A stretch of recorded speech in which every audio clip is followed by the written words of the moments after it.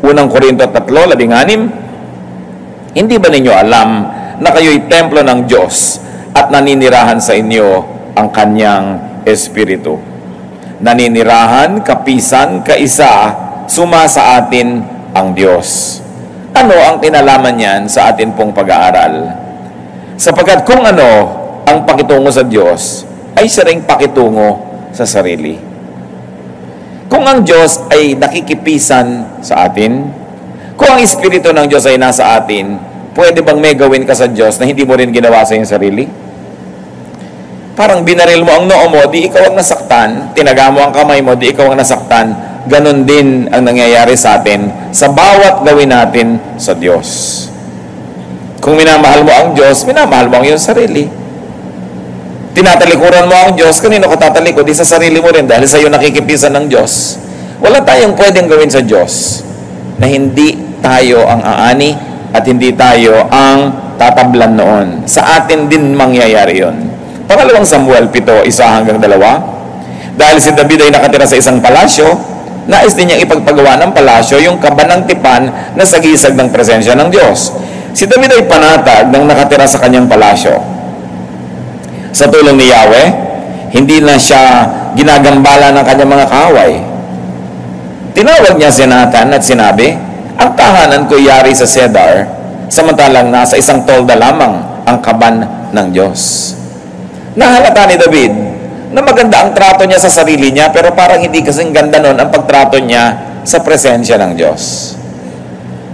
At nahalata niya na kung paano niya dapat tinatrato ang sarili, ganoon din sa Diyos. Sapagkat babalik at babalik sa Kanya. Kaya siya ay nagplano na magpagawa ng higit lalong mainam na kanlungan noong kaban ng tipan. He was of course trying to improve the situation wherein the Ark of the Covenant might be housed more appropriately because he was only a human king and yet he lived in a palace. Sa pangalawang Samuel 24:24, na nang si David ay bumibili ng mga hayop upang ihandog sa Panginoon, ay ayaw naman siyang pagbayarin nung kinuhanan niya at pinagpilitan niya magbayad. Sabi sa Biblia, ngunit sinabi ng hari, hindi maaari, mabayaran kita, sapagkat hindi ako maghahandog kay Yahweh ng anumang walang halaga sa akin.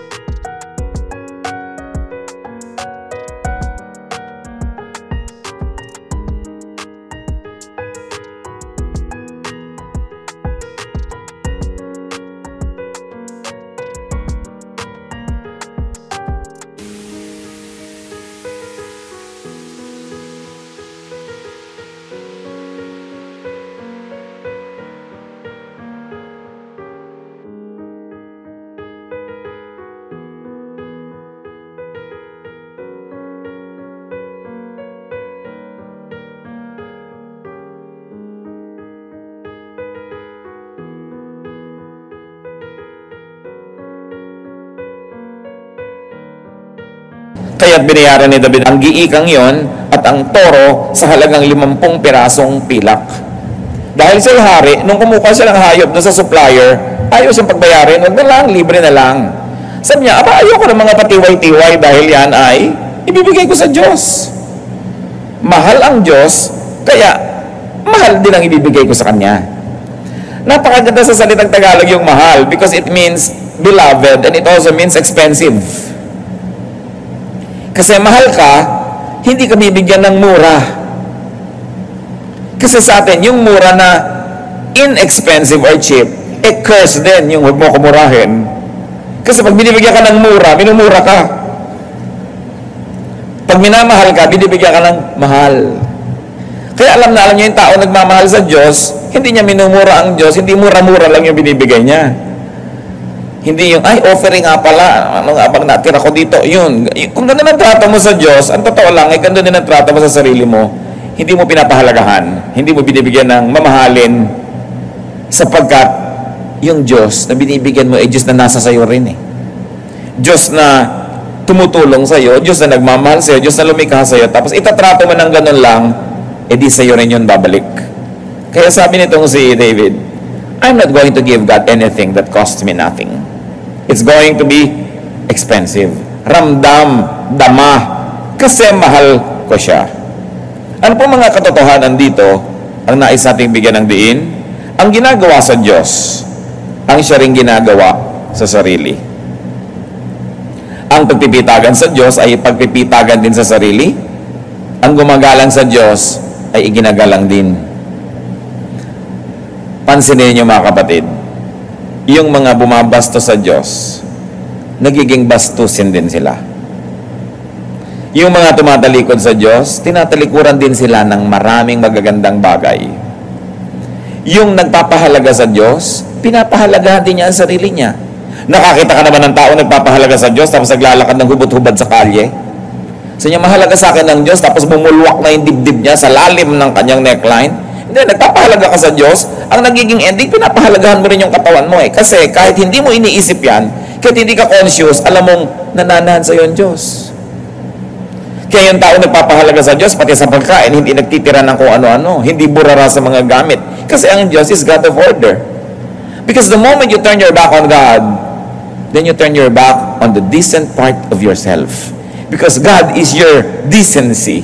God is your cover. God is your respectability. And the moment you don't respect God, the first thing you do is disrespect yourself. Tingnan ninyo ang mga tao na tumatalikod sa Diyos. Ang una-una rin tinatalikuran nila yung sarili nilang morality, sarili nilang urbanity, sarili nilang respectability. Because the moment you harm God, you harm yourself. Because God is in you. Marcos 8:38, in a very graphic way, Jesus demonstrated it. Kapag ikinahiyan ninyo ako at ang aking mga salita sa harap ng mga taksil at makasalanang mga tao sa panahong ito, ikakahiya rin kayo ng anak ng tao pagparito niya na taglay ang dakilang kapangyarihan ng kanyang ama at kasama ang mga banal na anghel. So sinasabi ni Lord, ginagawa mo sa akin, gagawin ko sa iyo. Ikinakahiya mo ako sa mga tao, pagdating ko para maghukom, ikakahiya din kita. Pero itinataas mo ako, itataas din kita. Pinapahalagahan mo ako, pahalagahan din kita. Kaya ang nagpapahalaga sa Diyos, nagpapahalaga rin sa sarili. Nakita niyo yung tao na inalihan ng masasamang espiritu? Nung pinuntahan ni Jesus, siya'y hubot-hubad, napaka-wild, ikinakadena, nilalagot lang niya yung mga kadena, nakatira siya doon sa kasama ng mga patay, sa mga libingan. Pero nung naramdaman na niya ang kapangyarihan ni Kristo at siya ay nahipo ng kapangyarihan ito, anong unang napansin ng mga tao? Matino na siya, hindi na siya wild. At siya'y nakadamit na, hindi na siya hubot-hubad. Sapagkat ang taong natututong magpahalaga sa Diyos, consequently, automatically, inevitably, pinahahalagahan din ang sarili. Kaya kung ilahampas-hampas mo lang yung katawan mo sa 4 na sulok ng Pasay, nung hindi mo kilala ang Diyos, ngayon ikaw ay nasa Diyos na, pinapahalagahan mo na yon. Pinapahalagahan mo na ang iyong oras, pinapahalagahan mo na ang sinasabi mo, saan ka nagpupunta, saan ka nakikita, kasi pinapahalagahan mo yung Diyos. Ang pagtataas sa Diyos ay pagtataas din sa sarili. At napapabuti ang sumusunod sa Diyos. Jeremias 7:23, sinabi dito ng Diyos, subalit inutusan ko silang sumunod sa akin upang sila maging aking bayan at ako naman ang kanilang magiging Diyos. Sinabi kong mamumuhay sila ayon sa ipinag-uutos ko at magiging maayos ang kanilang pamumuhay. Napaka-inconsistent yung nagsasabi siya nasa Panginoon tas ang gulo ng buhay. Liban na lang yung gulo na yan ay tira-tirahan pa ng dating gulo nung wala pa sa Panginoon at inaayos-ayos pa, understandable. Pero yung nasa Panginoon ka na, imbento ka pa ng imbento ng mga bagong gulo, hindi yata bagay yun. Kung talagang pinapahalagahan ng Diyos na Diyos ng kapayapaan at Diyos ng kaayusan, na pagpapala ang mga sumusunod sa Diyos. Awit 89:15, mapalad ang taong sa iyo'y sumasamba. Sa pagsamba niya'y inaawitan ka at sa pag-ibig mo'y namumuhay sila. Pag sumuko ka sa Diyos, anong nangyayari? Sumusuko ka sa kaayusan, napapaayos ka. Pagka ikay lumalaban sa Diyos, tinatanggal mo ang kaayusan sa iyong buhay, napapagulo ang buhay. Ang umiibig sa Diyos ay naiibig din ng Diyos. At kung naiibig ka ng Diyos, naiibig ka rin ng iyong kapwa. At naiibig ka rin ng iyong sarili. Kaya napapahalagahan mo lang ang sarili mo kasi nandun yung Diyos sa iyo na pinapahalagahan mo. Ang trato sa Diyos, trato sa sarili. Kaya yung mga ibang nagtatampo sa Diyos, hindi nila alam, nagtatampo rin sila sa sarili nila. Tatalikod sa Diyos, tatalikod din sa sarili. Juan 14:21, ang tumatanggap sa mga utos ko at tumutupad dito ang siyang umiibig sa akin. Ang umiibig sa akin ay iibigin ng aking Ama at iibigin ko rin siya at ako'y lubusang magpapakilala sa Kanya. So yung umiibig sa Diyos, naiibig din. Yung namumuhi sa Diyos, kinakamuhian din. Parang echo mountain ng Diyos. Kung ano sabihin mo, yun ang babalik sa'yo. Parang salamin. Kung ano ipakita mo, yun ang marereflect sa'yo. Kaya napakahalaga po na conscious tayo kung paano tayo nakikitungo sa Diyos. Ang nagpapahalaga sa Diyos ay nagkakaroon din ng halaga. Kaya naman gusto ng Diyos na siya'y parangalan, sambahin, sundin at ibigin ng kahit higit kanino man dahil tayo rin ang nakikinabang nun. Mateo 22:37. Sumagot si Jesus, ibigin mo ang Panginoon mong Diyos ng buong puso, ng buong kaluluwa at ng buong pag-iisip. Sapagkat kung iniibig mo ang Diyos, ang ending nun, iibigin mo rin naman ang iyong sarili. Na ang paglilingkod mo sa Diyos, ang ending nun ay paglilingkod din sa sarili dahil ikaw ang makikinabang. Na ang pagsunod sa Diyos ay pagpapabuti ng sariling kalagayan dahil ikaw ang mapapabuti. So sa lahat ng yan, tayo rin ang nakikinabang.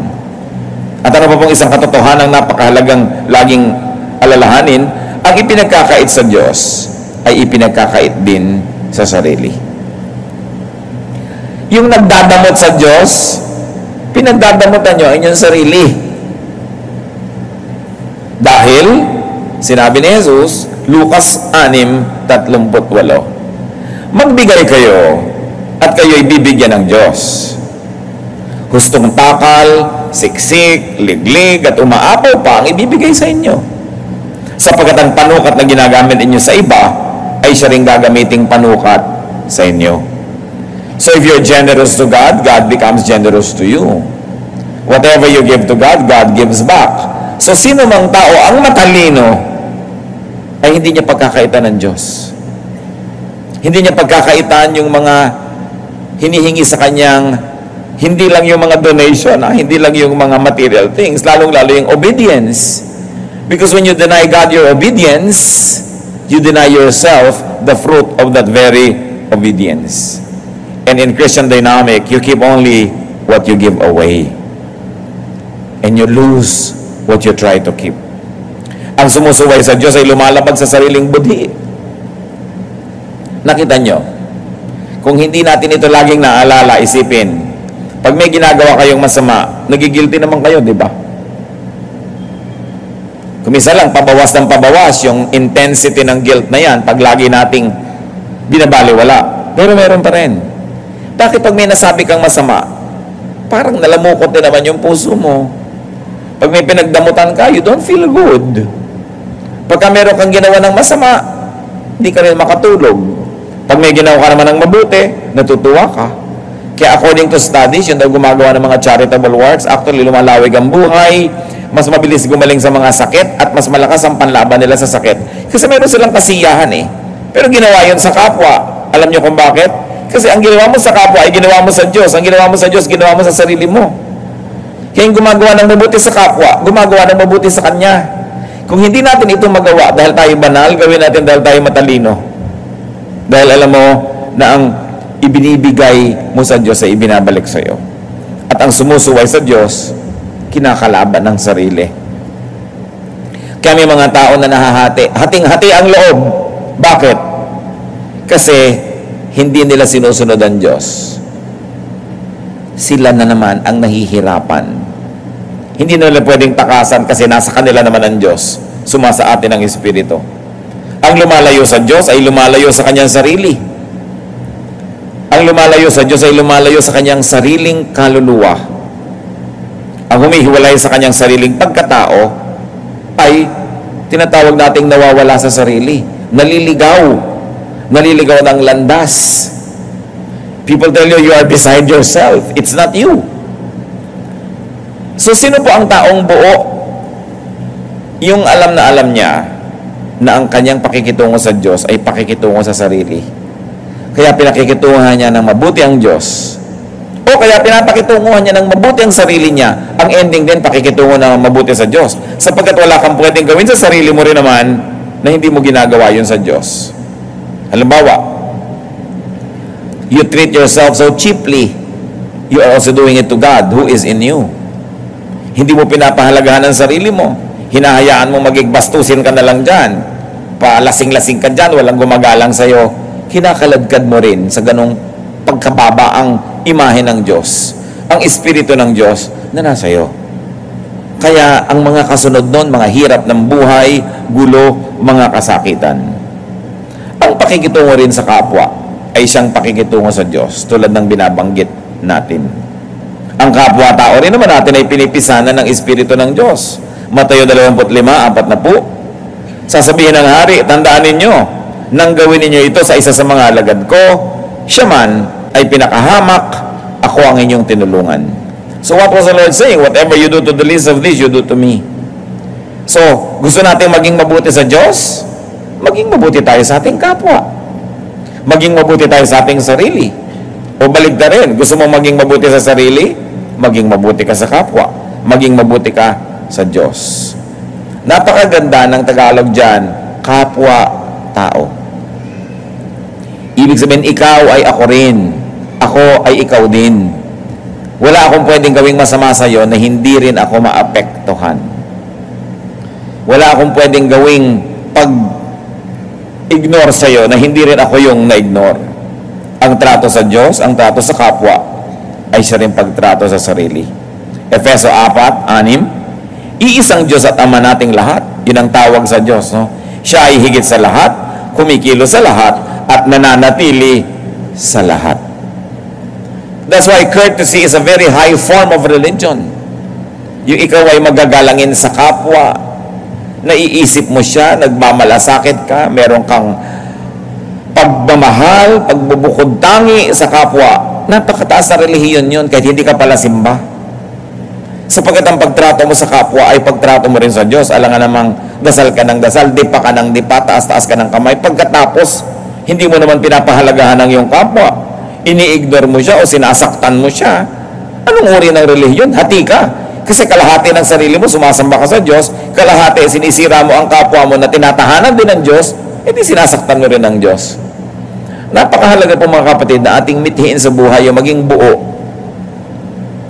Yung sinasabi mo at iniisip mo, pareho. Yung tinuturo mo at ginagawa mo, pareho. Pagkamat hindi tayo perfect, kung minsan tinuturo natin, hindi natin lubos na nagagawa. Pero at least mataas naman dapat ang grade mo dyan kahit hindi perfect. Papunta ka towards perfection. Dapat buo. Mahal mo ang Diyos tapos kinakamuhan mo yung kapwa.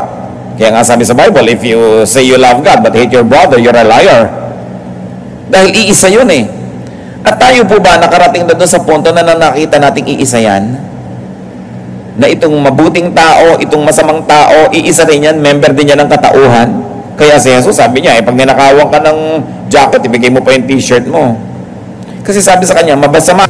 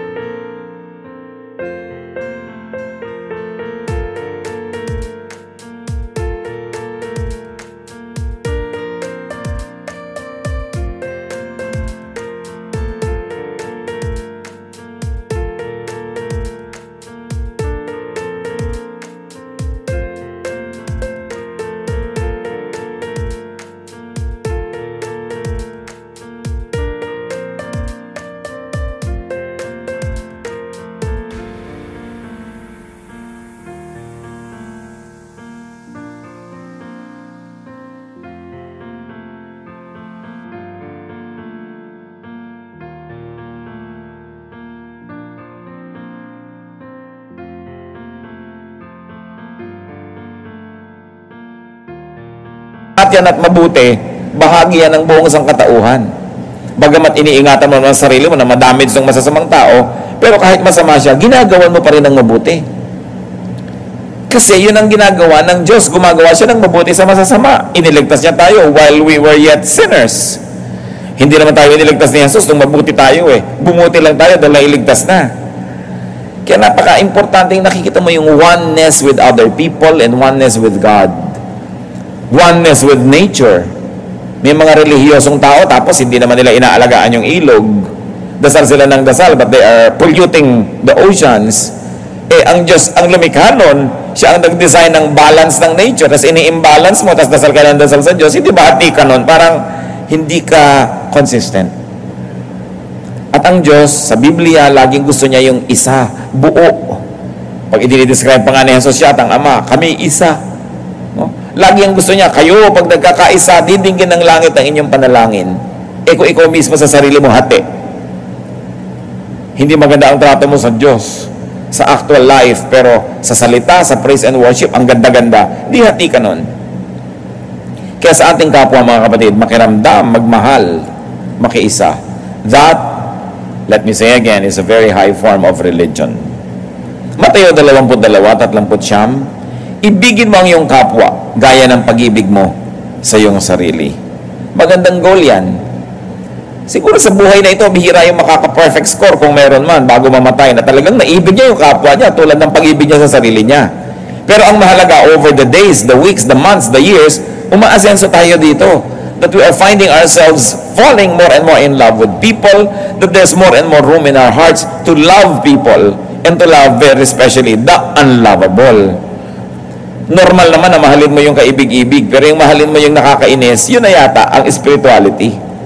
Na tayo'y minamahal ng Diyos kahit tayo nakakainis. Sa palagay niyo ba, hindi kayo nakakainis sa Diyos? No? Mga ugali natin, mga paulit-ulit natin makamalian, nakakainis yan, pero mahal tayo ng Diyos. Maulit man lang natin yon kahit na in a much lesser degree, na minamahal din natin yung nakakainis. Hindi yung, ang tugod mo sa nakakainis, mainis ka na nga. The only reaction mo dun sa masama, masama ka na rin.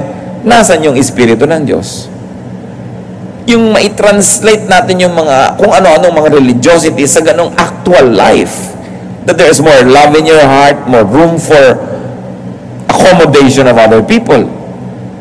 Unang Pedro 2:17, igalang ninyo ang lahat ng tao at mahalin ang mga kapatid kay Kristo. Hindi sinabing hayaan mo na bastusin ka ng mga bastos, pero ang sabi, kahit bastos siya, igalang mo. Ikaw ang pinag-uusapan, hindi siya. Kulang siya na kagandahang asal, pero ang tanong, ikaw ba kulang din? Dahil hindi ko kulang siya, excuse mo na nakulang ka rin. So balik tayo sa ating original na pinag-uusapan, ang pakikitungo sa Diyos. Kumusta mga kapatid ang pakikitungo natin sa Diyos? Kumisan dadalaw lang yung pastor sa bahay nila, hoy, alisin niyo yung mga astray, darating si pastor. No? Ang Diyos nandun araw-araw, bali wala na sa iyo yun. Yun ang sinasabi natin, paano nga ba itinatrato yung Diyos? Kuminsan meron kang ginagawa ng mga kabalastugan, pero dumating ang boss mo, dumating ang nanay mo, itatago mo yun dahil gusto mong igalang yung presensya nung dumating. Ang Diyos laging nandyan. Paano mo tinatrato yung presence niya? Patuloy ba tayong gumagawa ng mga pinandidirihan niya? Alam niyo kung bakit yan masama, yung gumagawa ka na nakakadiri sa Diyos? Hindi ka naman iniiwan ng Diyos eh. Doon di tinitiis na lang niya yung nakakadiri. Mabuti pa tayo, pumunta ka sa isang banyo, ang dumi-dumi, isara mo uli, umalis ka, di tapos ang kwento. Meron ka nakita biglang nakakadiri, timingin ka sa iba, yung Diyos, may iiwan ka ba nun? God fills heaven and earth with His presence. So, how do you minister to God? Na pinapaganda mo, inaayos mo yung kapaligiran mo, yung buhay mo, yung puso mo, yung isip mo na nababasa rin niya, nandun din siya, para hindi siya mandiri. Do we give God pleasure? Yung alang-alang sa Diyos, linisin natin ito, ayusin natin ito, dahil ayaw ito ng Diyos. Yung merong magugulong bahagi ng buhay natin, nasa mo alang-alang sa Diyos, iayos natin ito, kasi ayaw niyan yan eh. Yung parang ayaw ng nanay ng ganyang ayos, darating siya, ayusin natin ito. Ganyan tayo, meron tayong respeto sa ating kapwa. May darating na bisita, nagmamadali kang ayusin ang bahay kasi gusto mong igalang yung bisita mo. Do we give God that same treatment? Or because God is invisible, we forget that He is around, and therefore we become insensitive to God's sensibilities, and we offend God left and right. honor God and you honor yourself. Wala kayong makikitang tao na talagang totoo na binibigyan niya ng parangal ang Diyos na siya man ay hindi nagiging marangal. Kasi pag pinaparangalan mo ang Diyos, una ka nang nagiging marangal din. Pagka pinapahalagahan mo siya, nauuna na rin pahalagahan mo ang iyong sarili. Hindi mo inilalagay sa alanganin, hindi mo inilalagay sa kahihiyan hanggat maaari. Hindi mo inilalagay doon sa posisyon na ikaw ay magiging parang walang halaga. Pinapahalagan mo ang sarili mo. You begin to value your dignity, that you don't sell your honor just for a little pleasure or for some money. May pagpapahalaga. Violate God and you violate yourself. Wala tayong nakitang tao na violate niya ang sarili na hindi mo na niya violate ang Diyos. Kaya yung relasyon natin sa Diyos, ang totoo nun, relasyon natin sa ating sarili. Kaya anong tawag doon sa equivalent ng mga English na born again? Hindi ba pagbabalik loob? Bumalik ka lang doon sa loob mo. Nasa loob mo kasi ang Diyos eh. Pagkatapos lumalayo ka doon sa kalooban na yon, pero nakita mo na kailangan mong magbalik loob, that's why nagbabalik loob ka. Yung kalooban mo, ibinabalik mo sa Diyos, o kaya ikaw mismo bumabalik doon sa kalooban mo na nandun ang Diyos. It's very profound. Yung mga very deep theological phrases na yan and terminologies exist in our languages. Because our ancestors had always understood God and they're very, very spiritual. Although devoid probably of the religious labels that modern religiosity will want to see. But our ancestors knew that to return to God, kailangan ka magbalik loob. Kailangan ka maghunos dili. Magbago ng pag-iisip. Kailangan kang mag-isip-isip. Paano tinatrato ang Diyos? Pinahahalagahan ba natin? Itinataas? Iginagalang? Minamahal? Kasi ito rin ang mangyayari sa sarili mo. Ama namin, kami po ay humihingi sa inyo ng karunungan. Napakaraming pwedeng pag-aralan sa buhay. Napakaraming laman ng Biblia, napakaraming topics. Pero gusto namin unahin, Panginoon, itong mahalaga na kung sariwain namin, reviewin kung paano namin talaga kayo tinatrato. Hindi yung kung paano namin pinapackage ang sarili namin bilang mananampalataya. Hindi yung kung paano namin inaayos ang salita namin na didinig ng kapwa-tao. Kundi, paano namin kayo pinakikitungo